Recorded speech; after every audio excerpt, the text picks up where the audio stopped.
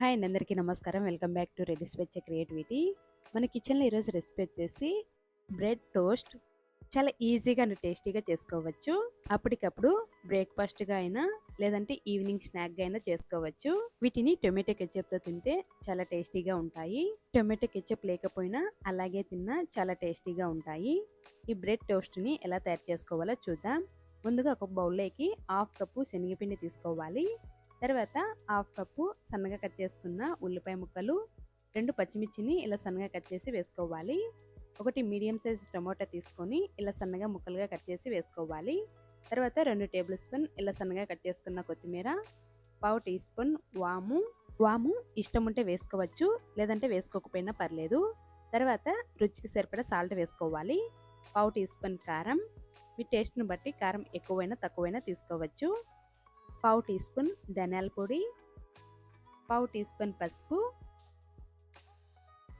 తర్వాత వీటన్నింటిని అంత బాగా కలుపుకోవాలి.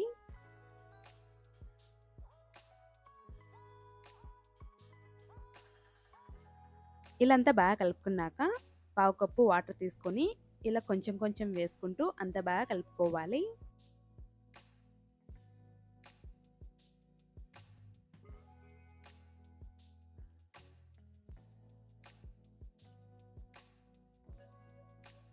ఇలా అంతా బాగా కలుపుకోవాలి.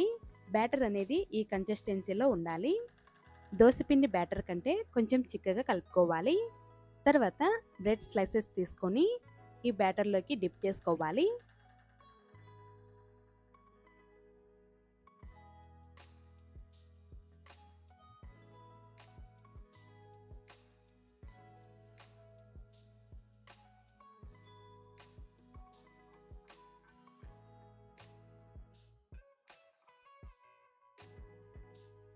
ఇలా అంతా బాగా డిప్ చేసుకున్నాక తర్వాత ఒక ప్యాన్ తీసుకొని 1 టేబుల్ స్పూన్ ఆయిల్ వేసుకోవాలి.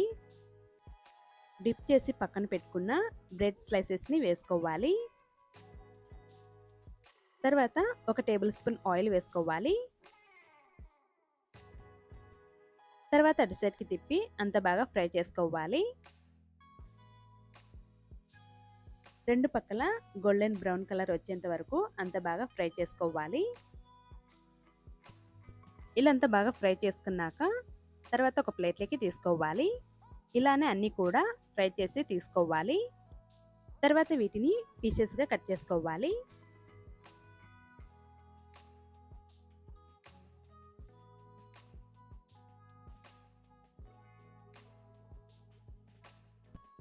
అంతే అండి, ఎంత టేస్టీగా ఉండే బ్రెడ్ టోస్ట్ రెడీ.